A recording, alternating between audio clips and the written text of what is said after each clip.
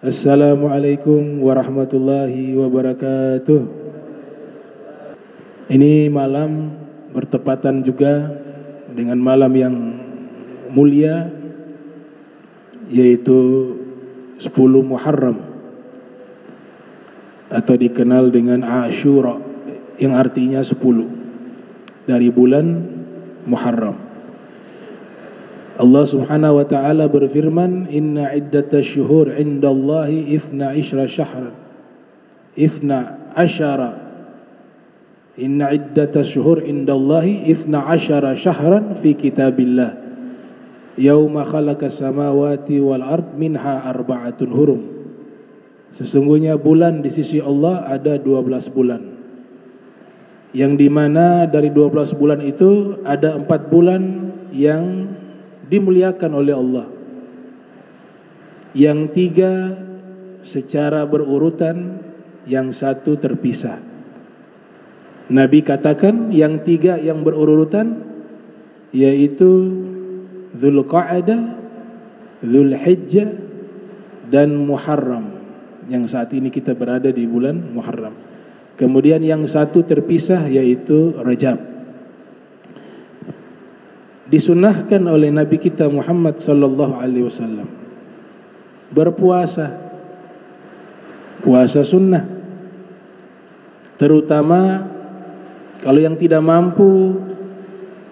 Kalau mazhab Syafi'i, Imam Ghazali, Imam Syafi'i, mereka menganjurkan 3 hari, 9 Muharram, 10 Muharram dan 11. Itu pernyataan Imam Al-Ghazali dalam kitab beliau Ihya, juga pernyataan Al-Imam Syafi'i. Jadi kalau hari ini yang belum sempat puasa, besok puasa sunnah. Ini puasa Ashura, puasa terbaik tahunan. Dia hanya bisa dilaksanakan setahun sekali. Sebelumnya Arafah itu puasa yang paling terbaik, puasa tahunan yang paling terbaik di dalam Islam, puasa Arafah. Ashura termasuk setelah Arafah. Kenapa puasa Arafah lebih terbaik? Karena puasa Arafah Nabi berikan, Allah berikan kepada Nabi Muhammad SAW. Sedangkan puasa Ashura itu adalah puasa untuk mensyukuri atas selamatnya Nabi Musa. Jadi puasa Ashura untuk Nabi Musa 10 Muharram, puasa Arafah khusus Allah berikan untuk Nabi Muhammad sallallahu alaihi wasallam. Tapi Nabi punya keinginan, lama qadiman Nabi sallallahu alaihi wasallam al-Madinata wajada Yahud yasumun fasa'alahum. Nabi ketika datang ke kota Madinah, di Makkah ini gak ada orang Yahudi. Di Makkah tidak ada orang Yahudi, adanya Nasrani, adanya penyembah berhala. Yahudi ada mungkin, tapi tidak sebanyak yang ada di Madinah. Sebagian ulama mengatakan di Makkah itu tidak ada Yahudi, adanya Nasrani sama orang-orang yang mengikuti agama Nabi Ibrahim, millatu Ibrahim, dan penyembah berhala. Ketika Nabi hijrah ke Madinah Al-Munawwarah, Nabi mendapati banyak orang-orang Yahudi puasa 10 Muharram. Nabi bertanya, kalian puasa apa ini? Mereka menjawab, kami puasa di hari ini karena hadzal yaum najallahu subhanahu wa ta'ala Musa wa aghraka fihi Fir'aun. Di hari ini Allah selamatkan Nabi Musa dan Allah tenggelamkan Fir'aun dengan seluruh pasukannya. Dan kami berpuasa syukran, kata orang Yahudi. Orang-orang Yahudi mengatakan kami berpuasa sebagai bentuk syukur atas nikmat tersebut, diselamatkannya Nabi Musa. Setelah itu Nabi sallallahu alaihi wasallam bersabda, nahanu aula bi Musa minkum. Kami lebih berhak mensyukuri selamatnya Nabi Musa dibanding kalian. Wahai sahabatku, mulai hari ini kita berpuasa. Bahkan di dalam kitab yang ditulis oleh Syekh Hasan Hitu, situ dijelaskan awalnya wajib puasa Asyura. Awal puasa Muharram terlebih khusus itu diwajibkan. Nanti setelah diwajibkannya puasa Ramadan, mansukh, dihapus hukumnya. Nabi SAW ketika melihat kalau puasa 10 Muharram bersamaan juga dengan orang Yahudi. Setiap puasa Muharram, Asyura, orang Yahudi juga puasa. Sebagaimana sabda Nabi Muhammad SAW, man tashabbaha biqaumin fahuwa minhum. Siapa yang menyerupai satu kaum, maka dia ikut golongan mereka. Ini maknanya dalam tradisi agama atau di dalam masalah keagamaan, tidak boleh kita mengikuti. Kalau duniawi, enggak, itu handphone bukan orang Islam yang buat. Handphone non muslim, tapi bisa digunakan karena perkara duniawi. Sama halnya pedang-pedang para sahabat ketika berjihad itu banyak yang made in Yahudi, made in Nasrani, banyak. Kan namanya ghanimah, harta rampasan perang. Melawan Khaybar, rampasan perangnya ada berupa pedang, buatan mereka itu pedang. Baju perang juga buatan mereka.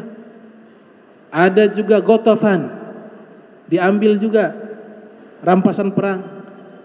Pedangnya, senjatanya dikasih kepada kaum muslimin. Berarti mereka menggunakan produk non muslim, tapi masalah duniawi gak ada masalah. Nah, setelah Nabi kita Muhammad sallallahu alaihi wasallam menyaksikan bahwa orang Yahudi juga puasa di 10 Muharram dan Nabi juga puasa di 10 Muharram, maka Nabi punya keinginan, kalau saya tahun depan panjang umur, saya ingin puasa menambah 9 Muharram. Ternyata keinginan Nabi itu tidak terwujud karena tahun depannya Nabi wafat, sehingga tidak sempat melaksanakan puasa Tasu'a. Ulama hadis mereka paham masalah seperti ini. Apapun yang diinginkan oleh Nabi itu juga adalah sunnah, walaupun belum dilakukan. Himmatu nabawiyah min sunnati an-nabawiyah. Keinginan Nabi, kehendak Nabi, walaupun belum dilakukan, dia termasuk dari sunnah Nabi Muhammad sallallahu alaihi wasallam. La yu'minu ahadukum hatta yakuna hawahu taba'an lima ji'tu bih. Tidak sempurna keimanan seorang di antara kalian hingga hawanya mengikuti apa yang aku bawa, seleranya mengikuti seleranya Nabi Muhammad, keinginannya mengikuti keinginan Nabi Muhammad. Jadi sunnah itu bukan sekedar ma'udhifa ilan Nabi sallallahu alaihi wasallam min qaulin wa fi'lin, atau min qaulin au fi'lin au takririn. Bukan sunnah hanya sebatas ucapan Nabi, perbuatan Nabi, ketetapan Nabi, sifatnya Nabi. Itu definisi hadis atau sunnah. Ternyata ada sebagian ulama hadis menambahkan, bukan sekedar ucapannya Nabi, perbuatan Nabi, ketetapan Nabi, tapi juga himmatun Nabi, keinginan Nabi juga itu sunnah. Itu sahabat bernama Anas bin Malik. Anas bin Malik ini tidak berselera memakan sayur labu, tidak berselera. Tapi ketika melihat Nabi Muhammad sallallahu alaihi wasallam senang makan sayur labu, ia mengatakan, mulai hari ini min yauma idzin atau min hadza yaum lam adzal, senantiasa saya uhibbud dubba, senang dengan sayur labu. Kenapa? Karena Nabi seleranya suka sayur labu. Imam Nawawi mengatakan, mengikuti segala sesuatu yang disukai oleh Nabi, maka itu adalah sunnah yang diberikan pahala. Maka 9 tadi, puasa tadi, Tasu'a itu adalah keinginan Nabi. Ingin puasa pada tanggal 9 Muharram. Kemudian 11 ditambah oleh ijtihad para ulama. Ada riwayat-riwayat yang dipertentangkan oleh muhaddithun derajatnya, ada yang mengatakan dia dhaif, ada yang mengatakan dia hasan, tapi dijadikan tambahan dalam mazhab Syafi'i. 11 jadi 3 hari. Ada riwayat yang dikeluarkan oleh Al-Imam Abu Hamid Al-Ghazali di dalam kitabnya Ihya Ulumuddin. Itu beliau lebih senang puasa Muharram 9, 10, 11. Itu pendapatnya Al-Imam Al-Ghazali rahimahumullah. Kemudian tadi alhamdulillah ini tradisinya para salafus solihin. Jadi jangan ditinggal kalau setiap masuk Asyura kita baca doa. Ini hari-hari besar nusratullah li anbiyaihim. Nusratullah li anbiyaihi. Allah memberikan pertolongan kepada para nabinya itu paling banyak di 10 Muharram.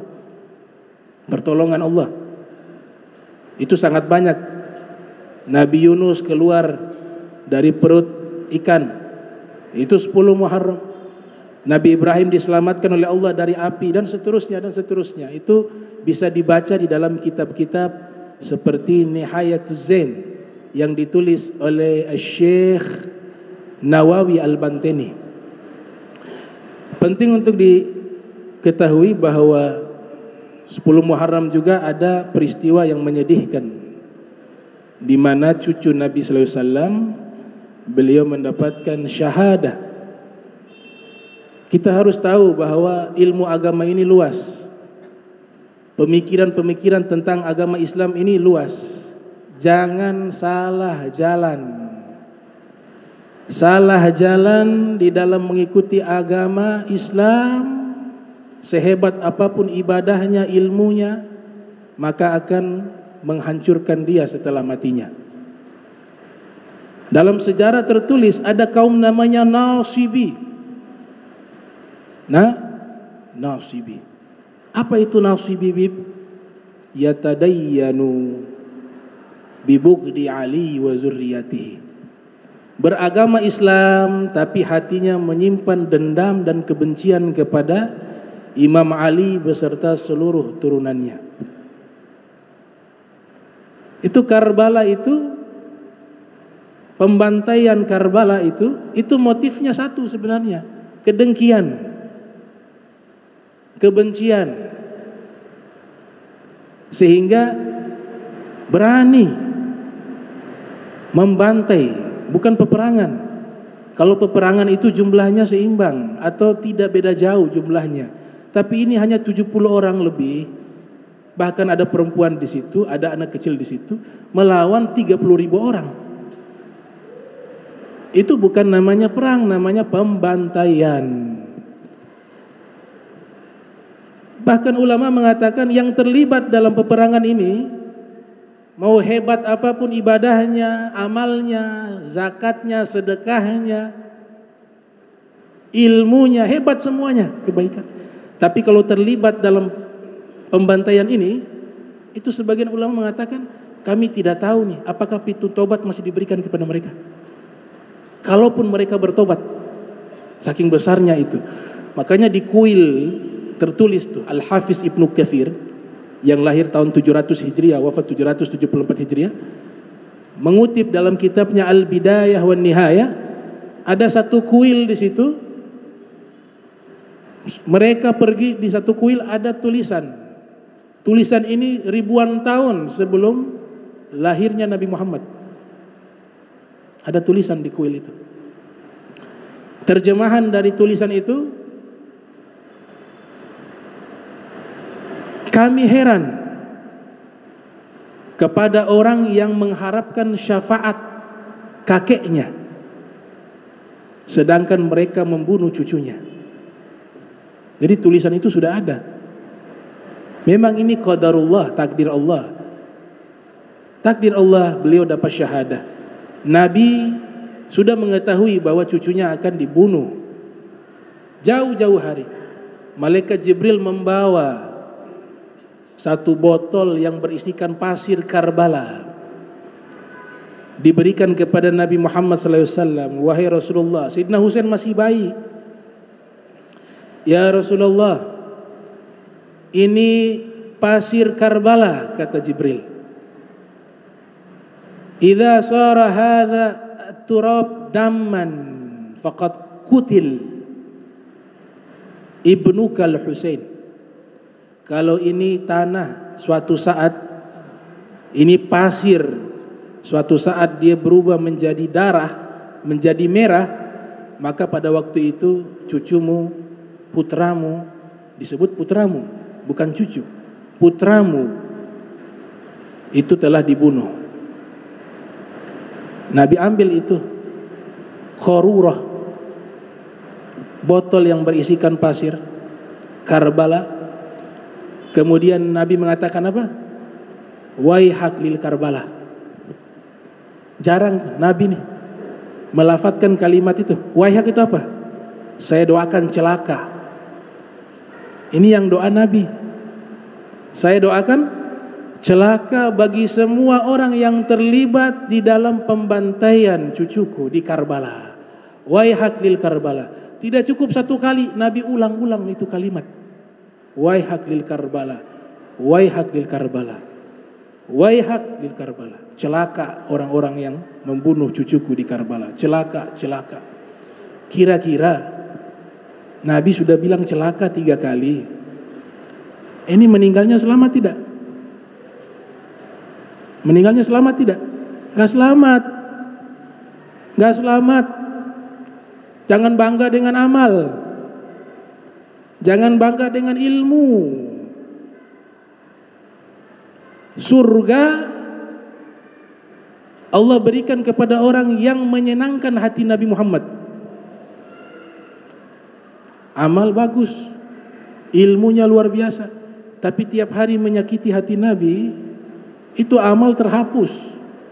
Coba yang menyatakan siapa? Allah. Allah yang nyatakan, ya ayyuhalladzina amanu la tarfa'u aswatakum fawqa sautin nabi. Fawqa sautin nabi wa la tajharu lahu biqaul kajahri ba'dikum ba'd an tahbata a'malukum wa antum la tash'urun. Baca itu ayat. Baca pakai hati. Baca bukan hanya pakai lidah, baca pakai hati, baca pakai akal. Apa itu ayat bercerita? Mengangkat suara lebih tinggi dari Nabi, semua amal kalian terhapus. Kalau menyakiti bagaimana? Hanya mengangkat suara lebih tinggi dari suara Nabi, amal terhapus. Bagaimana yang menyakiti hati Nabi? Makanya saya katakan, hatta dia taubat,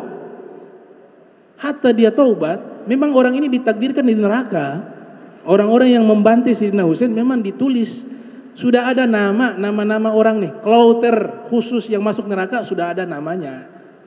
Pernah dikasih kepada Nabi Muhammad. Nabi sudah baca nama-nama penghuni surga itu siapa, sudah ada situ daftarnya satu persatu. Bib, orang banyak begini kok bisa baca? Ini alam akhirat, ilmunya Nabi jangan disamakan dengan ilmunya kita. Ada seorang sufi namanya As-Said Abdul Aziz Dabbaq. Ia ilmu laduni tanpa belajar tahu-tahu alim. Tapi diuji coba sama ulama, ternyata dia bisa jawab semuanya. Jadi kitab namanya Al-Ibris, ditulis dari satu kitab Al-Ibris. Itu kumpulan dari penjelasan beliau tentang seluruh ilmu agama.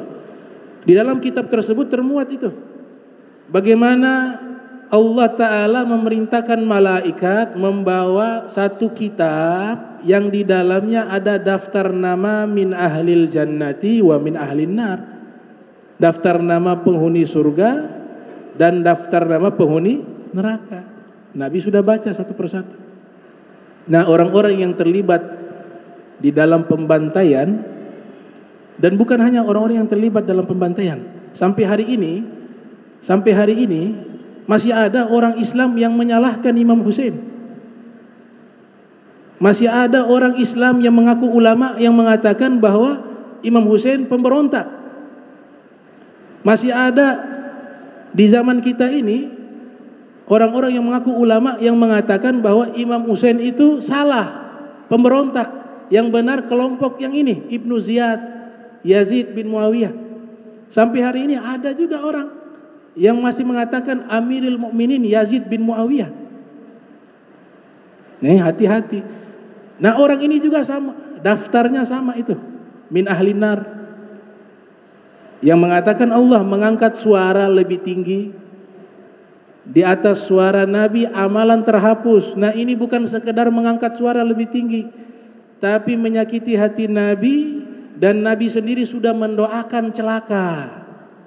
Nabi yang doakan celaka. Ada doa yang bisa menghalau doa itu? Gak bisa. Siapa doa kita yang bisa menghalau doanya Nabi? Ini hati-hati, saya ingatkan.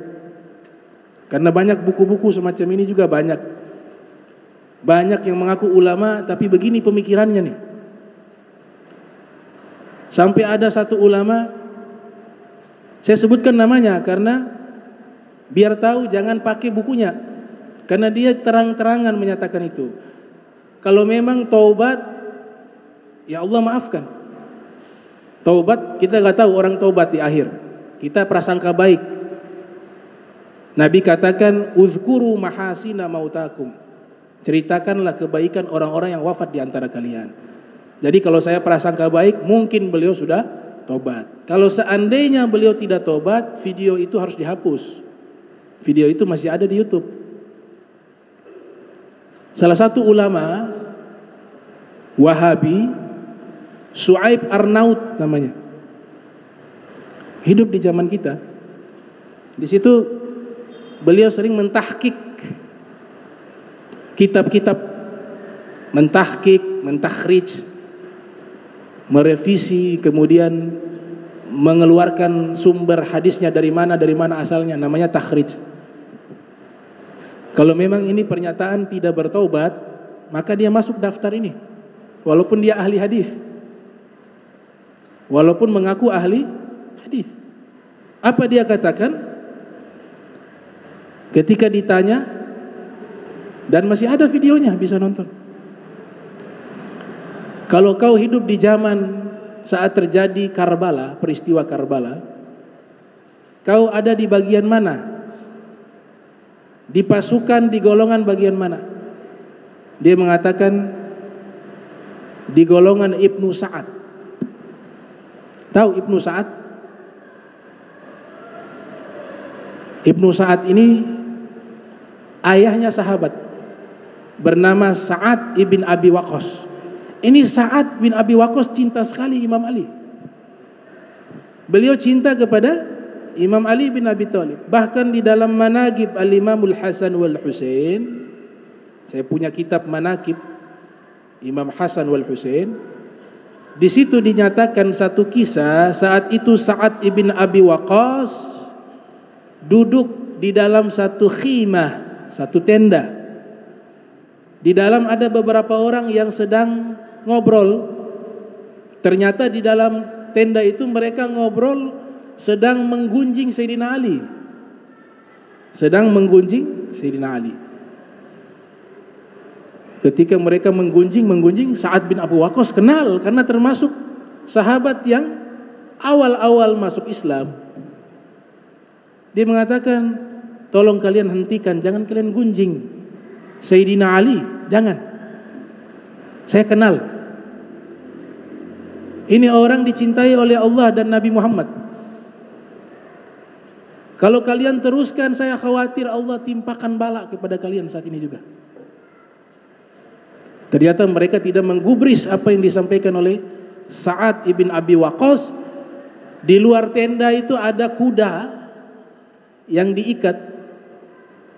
Di dalam tenda mereka masih melanjutkan gunjingan itu. Kuda itu berontak di luar, terlepas itu tali. Akhirnya kuda itu masuk ke dalam tenda. dia injak orang yang menggunjing Sayyidina Ali sampai mati. Tapi anaknya Ibnu Sa'ad bin Abi Waqqas punya anak waktu itu imma terpaksa, ada yang mengatakan beliau terpaksa karena atasan yang suruh, ini bawahan. Atasan di Damaskus sebagai khalifah yang tidak sah. Imam Ahmad bin Hanbal menyatakan dengan tegas, dikutip di dalam kitab Tarikhul Khulafa yang ditulis oleh Imam As-Suyuti yang lahir 849 Hijriah, wafat 911 Hijriah.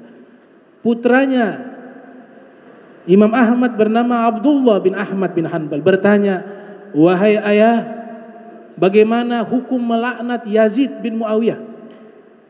Sekali lagi ya, bisa dilihat di kitab Imam Ahmad bin Hanbal, "Wahai ayah, bagaimana hukum melaknat?" Bukan saya ajarkan kita melaknat, itu membuang waktu.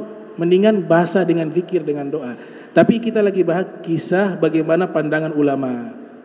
Siapa yang tidak kenal Imam Ahmad bin Hanbal? Beliau mengatakan hukumnya boleh. Kenapa? Karena Allah Ta'ala berfirman di dalam Al-Quran, siapa yang membunuh seorang mukmin dengan sengaja, maka Allah sangat murka kepadanya. Kemudian disebutkan masuk neraka kekal selama-lamanya. Kemudian Allah melaknatnya. Allah melaknatnya dan mempersiapkan baginya azab yang sangat besar, yang sangat pedih. Dalam Al-Quran itu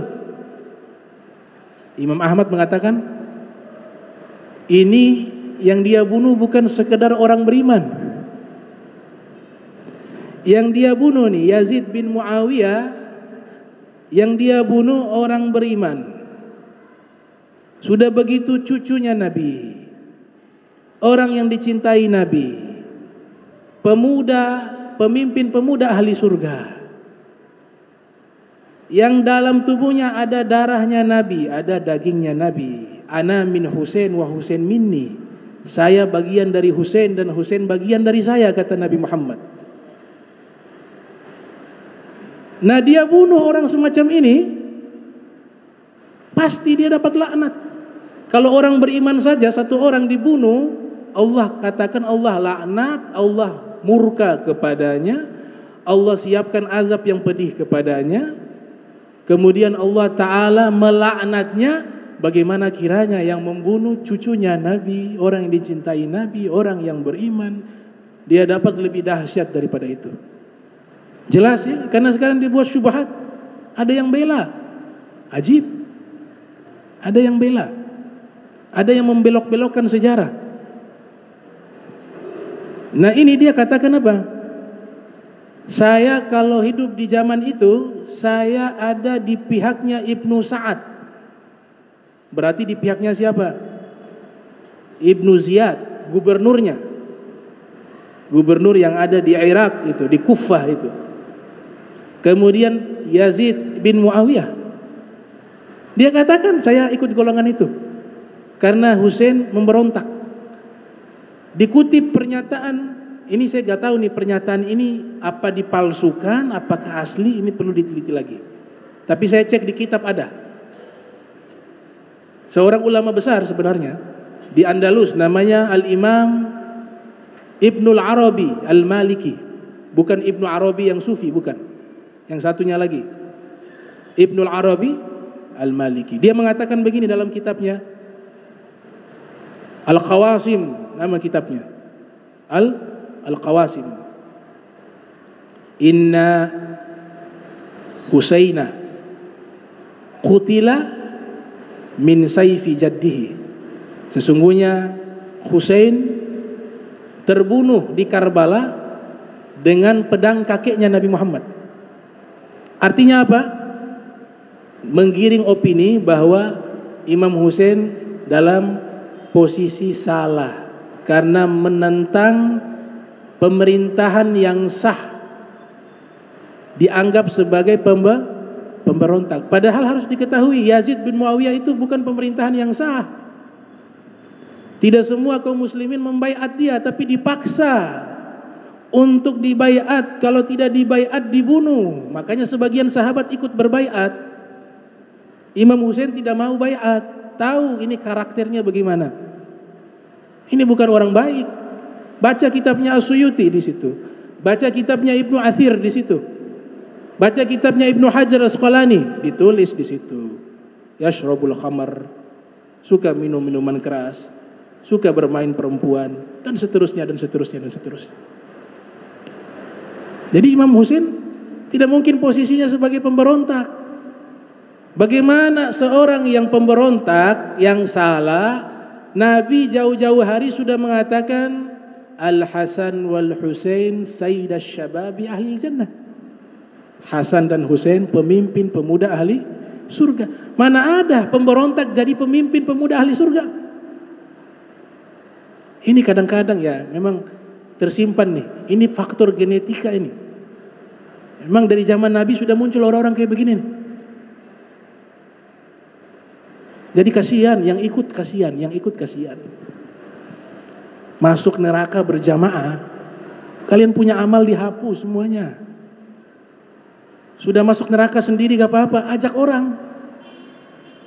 Baru orang yang ikut gak pakai akal, gak pakai perasaan, gak pakai hati, ikut. Nah ini hati-hati nih, zaman sekarang masih ada. Itu modelnya salah satu tuh.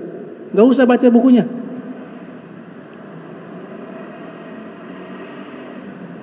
Su'aib Arnaud, saya marah begini karena saya juga banyak memiliki bukunya dulu, tapi ketika saya tahu seperti ini saya tinggalkan bukunya. Karena saya belajarnya semua, selama itu baik saya ambil. Tapi itu bagi yang sudah banyak membaca buku. Kalau belum banyak baca buku, belum bisa bedakan mana yang baik, mana yang buruk. Jangan baca semua buku, baca buku yang sudah dirujuk oleh ulama. Tapi kalau sudah banyak referensinya, banyak bukunya, kitabnya, dan sudah banyak pengetahuannya tentang masalah-masalah al-firqah di dalam Islam, boleh untuk komparasi perbandingan ilmu. Dia tidak akan terpengaruh karena dia bisa bedakan ini salah, ini benar, ini keliru, nah, ini benar. Tapi kalau orang awam belum bisa membedakan itu. Jadi baca bukulah yang sudah diajarkan oleh ulama. Jadi yang mengatakan orang-orang yang terlibat membunuh Imam Husain tempatnya di neraka, ya kita baca tuh firman, angkat suara saja amalan terhapus. Nah ini bukan sekedar mengangkat suara tapi membunuh. Dan bukan sekedar membunuh dengan sangat kejam. Sangat kejam. Kepala dipotong dibawa dari Irak sampai ke Suriah. Al-Imam Ali Zainal Abidin itu saksi mata, gak bisa hilang rekaman itu di kepalanya. Kadang-kadang duduk sendiri meneteskan air mata karena saksi melihat bagaimana ayahnya, saudaranya, ya semuanya dibantai. Yang selamat ada beberapa orang.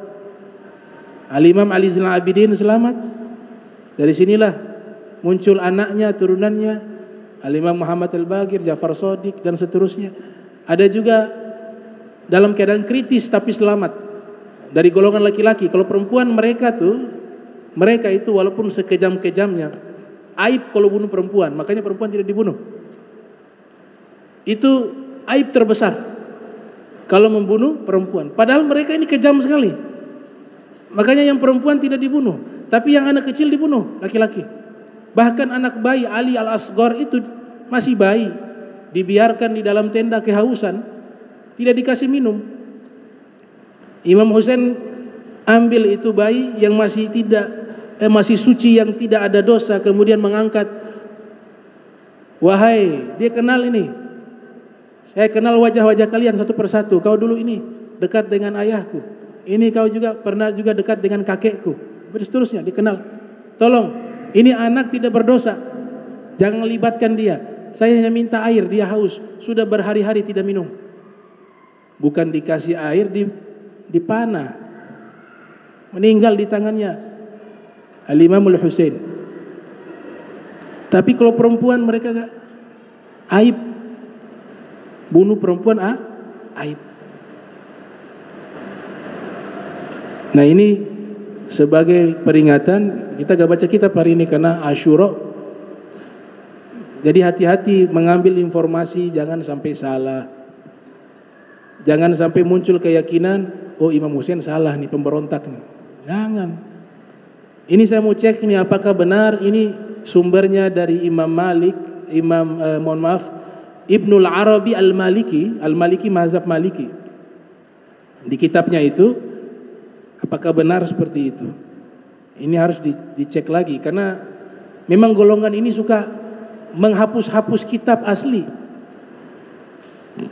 Hobinya itu, ini yang asli dirubah-rubah, dihapus-hapus. Berani dari dulu, bukan zaman sekarang, dari dulu.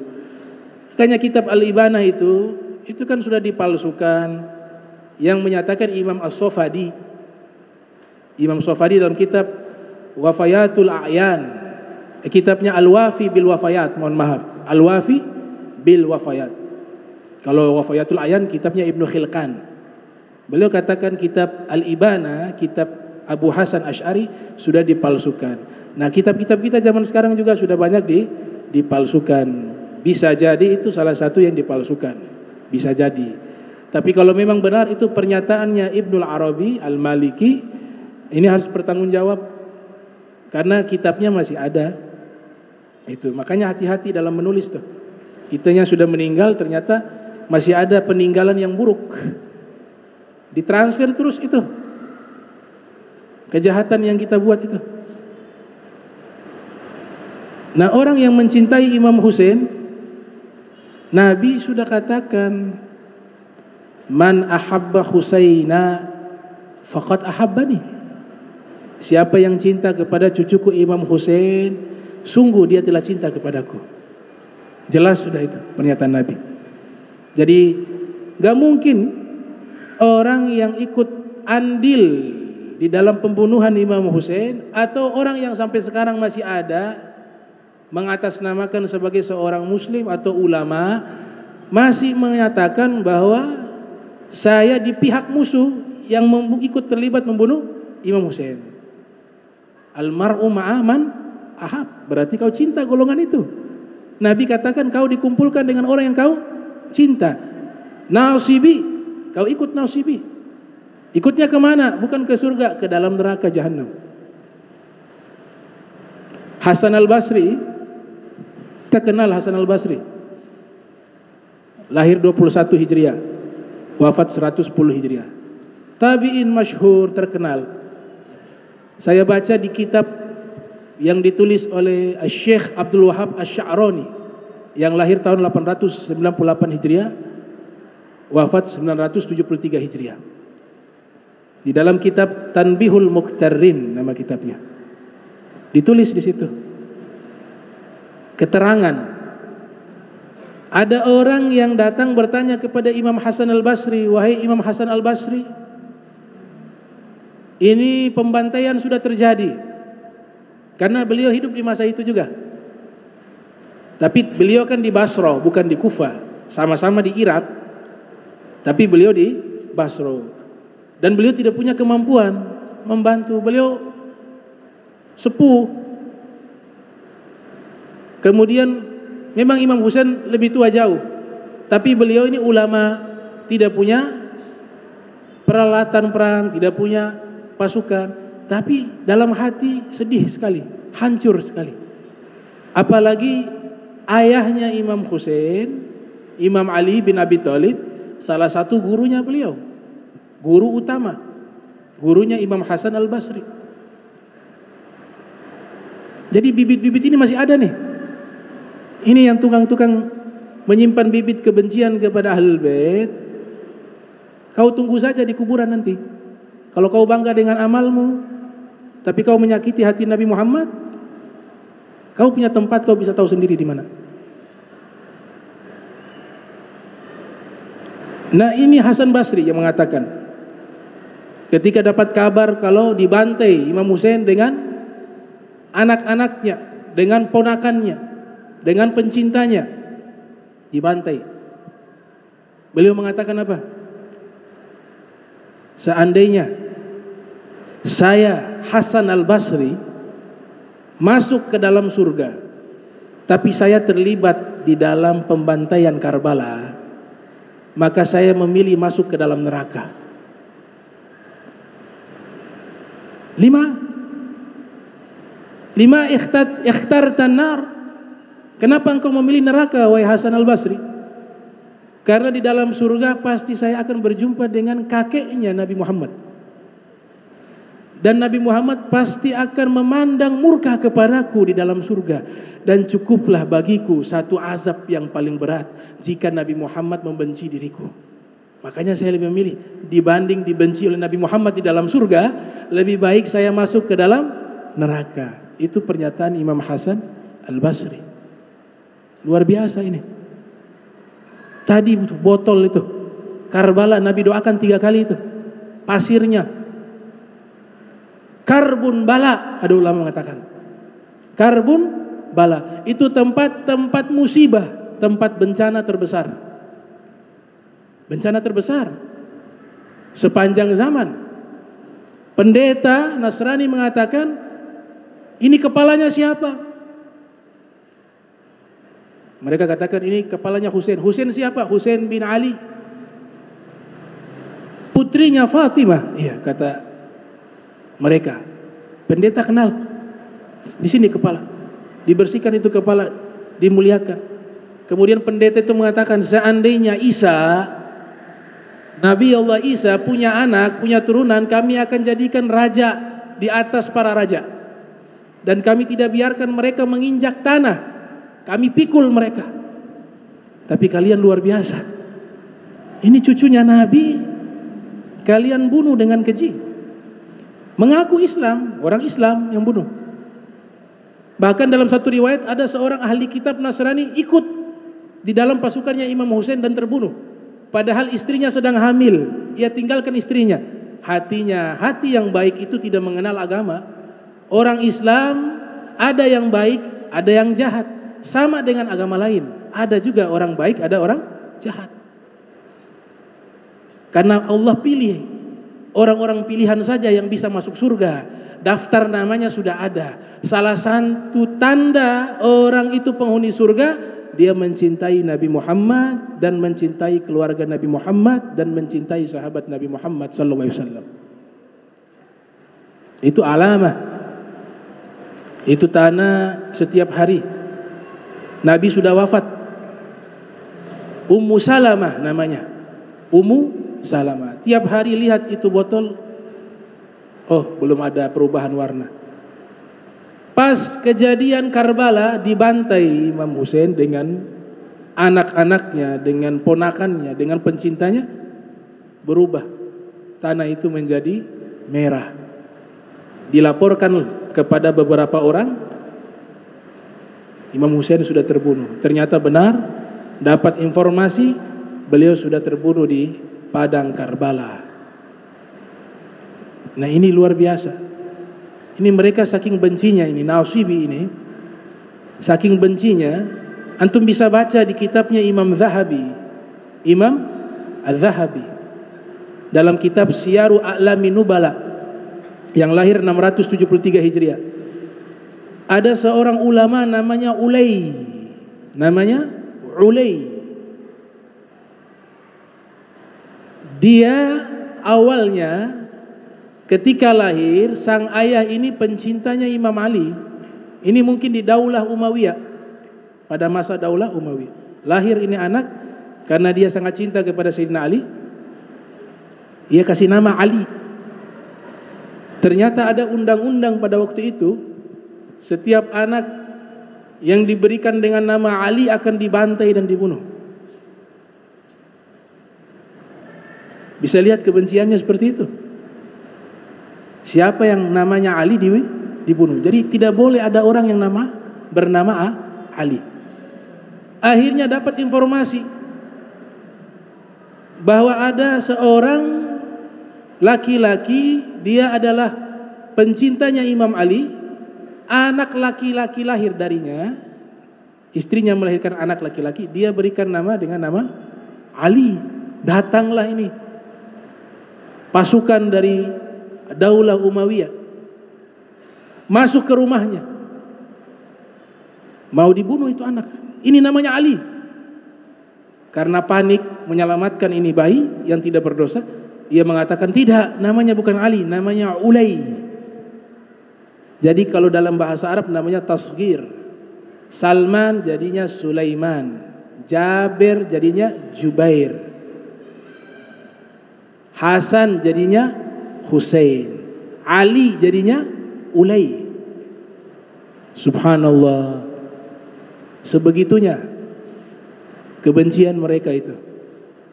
Nah, bibit-bibitnya masih ada sampai sekarang. Gak bakal habis. Karena memang daftar namanya ada 2 tanpa itu, neraka wa surga. Harus penuh itu klauter itu. Daftar namanya sudah ada. Al-Imam Al-Husain sudah tempatnya di surga. Al-Imam Hasan juga di surga, dapat gelar terhormat. 10 Muharram menjadi mulia, menjadi lebih besar karena peristiwa Karbala. Karbala Allah pilih, bukan kebetulan. Meninggalnya 10 Muharram bukan kebetulan. Semua takdirnya Allah. Waktu miliknya Allah. Ajal ketetapannya Allah. Memang Allah jadikan ini hari terbaik untuk Imam Husain. Dan hari terburuk bagi para musuhnya, para pembencinya. Itu. Jadi bukan masuk bab merintih atau meratapi, tidak. Meratapi itu kita ajak orang tidak menerima kepada takdir Allah atas kejadian itu. Itu yang namanya meratapi, itu berdosa.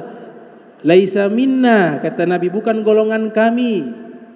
Man darabal khudud, yang memukul-mukul pipi kalau ada yang meninggal.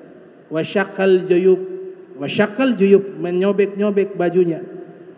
Wada'a bida'awatil jahiliyah, dan berdoa dengan doa orang-orang jahiliyah. Kata Nabi, bukan golongan kami. Itu namanya meratapi, haram hukumnya. Tapi ini bukan meratapi, mengenang kembali. Nabi praktekkan itu. Nabi itu ada waktu di mana Nabi mengenang Sayyidah Khadijah. Dikenang.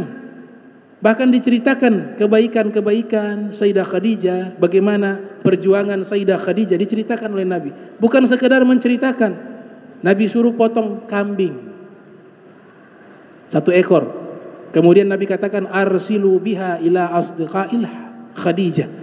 Ini daging-daging yang sudah dibagikan, silakan tolong kalian kirim, antarkan kepada teman-teman dekatnya Khadijah, kata Nabi Muhammad SAW. Itu. Nah, jadi ini harus hati-hati nih.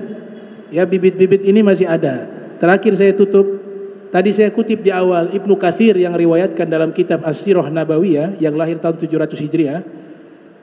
Dulu di satu perang namanya Ghazwatul Hunain, setelah Fathul Makkah itu, Nabi bagi-bagikan ghanimah. Kemudian datang satu orang mengaku Islam. Dia mengatakan, ya Muhammad a'dil, ya Muhammad i'dil, ya Muhammad i'dil, wahai Muhammad adillah kamu. Itu bicaranya di hadapan Nabi. Sayyidina Umar mau membuka pedang, mau membunuh orang itu. Nabi biarkan saja, takut jadi fitnah. Nanti musuh Nabi mengatakan itu dia bunuh umatnya sendiri. Tidak mau terjadi merusak biografi Nabi, itu gak bisa, dijaga oleh Allah. Dan Nabi juga membiarkan.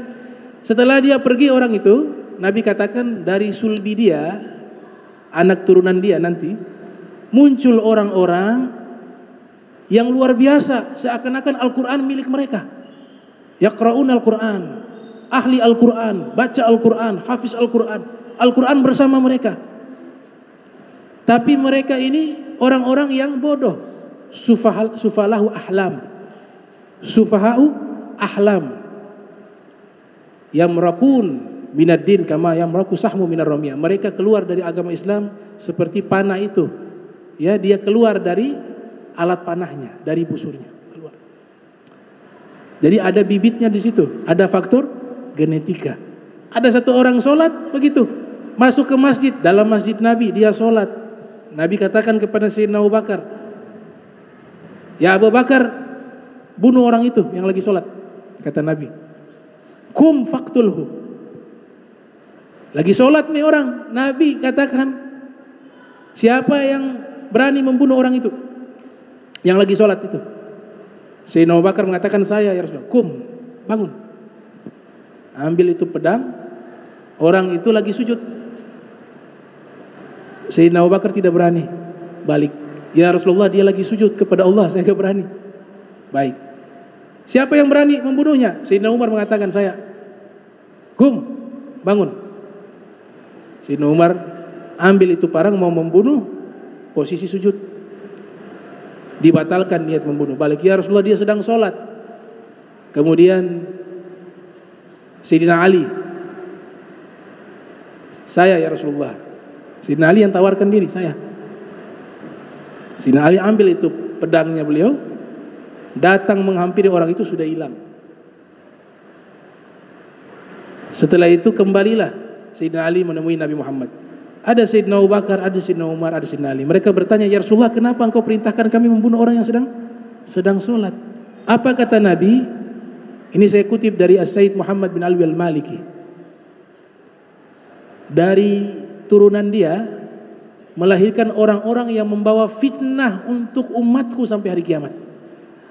Turunannya dia. Berarti ada faktor apa? Faktor genetik. Gak bisa. Kalau memang tempatnya di neraka, ya dia memang akan seperti itu terus. Dia tertipu dengan ilmunya, dengan amalnya, dengan hafalan Al-Qur'annya, dengan hafalan hadisnya. Bukan itu saja yang menyelamatkan, bukan itu saja. Bukan itu saja. Tapi yang paling penting ini, masalah mahabbah, kecintaan kepada Nabi Muhammad sallallahu alaihi wasallam. Mudah-mudahan ini bisa kita sama-sama renungkan. Ya, kita jaga ini, kita punya anak-anak, kita punya turunan, jangan sampai terpapar paham-paham seperti itu. Kasihan. Ya, kasihan. Meninggal berharap husnul khotimah, ternyata dapatnya sul khotimah. Masih mendingan orang nih. Ya, bukan berarti bagus ya, tetap berdosa, peminum khamar. Dia punya dosa-dosa secara pribadi, tapi dia tidak menyimpan nih kebencian seperti ini. Justru dia cinta, dia hormat, sebagaimana salah satu sahabat Nabi. Masih ada potensi selamat. Tapi yang tadi itu, walaupun dia ulama, hafal Al-Quran 30 juz, hafal hadis, hafal kitab ini dan seterusnya, tapi mengajarkan seperti ini, gak selamat. Tidak selamat. Allahumma jam'ana hadza jamarhuma wa tafarraqan ba'da tafarraqa ma'suma wa la tajal minna wa la minna syakila mahruma. Subhanaka wa bihamdika asyhadu an la ilaha illa anta astaghfiruka wa atubu ilaik. Wa sallallahu alaihi Muhammadin wa ala alihi wa sahbihi wa barik wasallam. Saya minta maaf. Wassalamualaikum warahmatullahi wabarakatuh.